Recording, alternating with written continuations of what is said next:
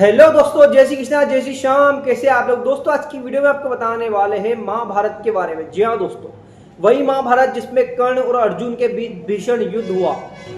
कर्ण ने आखिर अर्जुन को क्यों मारा? जी हाँ दोस्तों, वही अर्जुन जो महायुद्ध का एक खतरनाक योद्धा था। तो दोस्तों देखते हैं फुल वीडियो।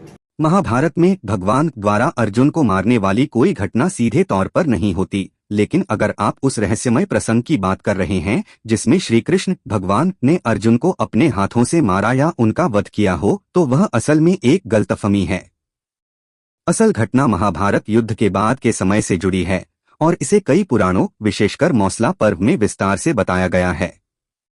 मैं आपको इस पर आधारित एक स्टोरी बताता हूँ जिसमें इस गलतफहमी की असली वजह भी साफ होगी। प्लीज आप हमारे गॉड स्टोरीज किंग चैनल को सब्सक्राइब जरूर करें। कहानी अर्जुन का अंतिम क्षण और भगवान का रहस्य। कुरुक्षेत्र के महान युद्ध के बाद धरती पर शांति तो आ गई, लेकिन विनाश भी अपार था। लाखों योद्धा मारे गए, वीरों के वंश समाप्त हो गए। पांडवों ने हस्तिनापुर का राज संभाल लिया, लेकिन उनके दिल में युद्ध की स्मृतियां, अपनों की मौत और खून के दृश्य गहरे घाव छोड़ गए थे। श्री कृष्ण द्वारका लौट गए और अर्जुन, जो पहले गांडीव धनुष के एक तीर से हजारों योद्धाओं को परास्त कर देता था, अब साधारण राजा के रूप में जीवन जी रहा था। समय बीतने लगा। धीरे धीरे भगवान श्री कृष्ण के अवतार का समय भी पूरा होने लगा। द्वारका में यदुवंशियों के बीच कलह, आपसी झगड़े और श्रापों का असर बढ़ने लगा। महाभारत के मौसला पर्व में वर्णन आता है कि एक बार यदुवंशियों ने समुद्र तट पर मस्त होकर मदिरा पी और आपस में झगड़ पड़े। उस झगड़े में लौह के गदे से वे एक दूसरे को मारने लगे। देखते देखते पूरा यदुवंश समाप्त हो गया। जब अर्जुन को खबर मिली कि द्वारका संकट में है, तो वे तुरंत वहां पहुंचे। लेकिन वहां पहुंचते ही उन्होंने देखा चारों ओर विनाश, लाशें और उजड़ा हुआ नगर। श्री कृष्ण ने पहले ही समुद्र किनारे पीपल के वृक्ष के नीचे ध्यान की मुद्रा में अपना शरीर त्याग दिया था। अर्जुन का हृदय फट गया।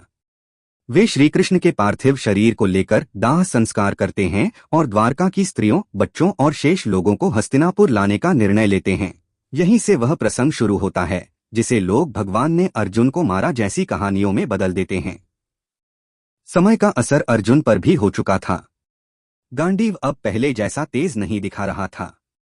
द्वारका से लौटते समय रास्ते में अभिर नामक डाकुओं ने अर्जुन के काफिले पर हमला कर दिया। अर्जुन ने धनुष उठाया, लेकिन उनके तीर लक्ष्य पर नहीं लग रहे थे। उनकी भुजाओं में वह पुरानी शक्ति नहीं रही। गांडीव के तीर जैसे भगवान की लीला से निष्प्रभावी हो गए। डाकुओं ने स्त्रियों को छीन लिया, धन लूट लिया और अर्जुन असहाय होकर खड़े रहे। अर्जुन को समझ आ गया, यह सब भगवान की लीला है। श्री कृष्ण के पृथ्वी से प्रस्थान के साथ ही उनका दिव्य प्रभाव भी समाप्त हो गया। महाभारत के योद्धाओं की शक्ति, तेज और विजय का आधार केवल भगवान थे। अर्जुन ने महसूस किया कि अगर भगवान चाहते तो वे एक डाकू से भी पराजित नहीं हो सकते। इसका मतलब भगवान ने ही उनके धनुष की शक्ति छीन ली, ताकि उन्हें यह एहसास हो कि सब कुछ केवल ईश्वर की कृपा से संभव है, अहंकार से नहीं। अर्जुन ने यह घटना युधिष्ठिर और अन्य भाइयों को सुनाई। फिर उन्होंने निर्णय लिया, अब धरती पर अपना समय पूरा हो गया है। पांडवों ने हस्तिनापुर का राज परीक्षित को सौंप दिया और महाप्रस्थान की तैयारी शुरू कर दी। हिमालय की ओर बढ़ते हुए एक एक करके पांडव धरती पर गिरते गए। अंत में केवल युधिष्ठिर जीवित स्वर्ग पहुंचे। अर्जुन का देह त्याग भी यात्रा के दौरान हुआ, लेकिन यह भगवान द्वारा मारना नहीं था, बल्कि भगवान की लीला के अंतर्गत अर्जुन की वीरता का समय पूरा होना था। कुछ लोक कथाओं और भक्त कथाओं में यह कहा जाता है कि भगवान ने अर्जुन को मार दिया, लेकिन असल में भगवान ने अर्जुन को नहीं मारा। उन्होंने केवल उनके हथियार की शक्ति छीन ली, जिससे अर्जुन ने संसारिक वीरता का मोह त्याग दिया।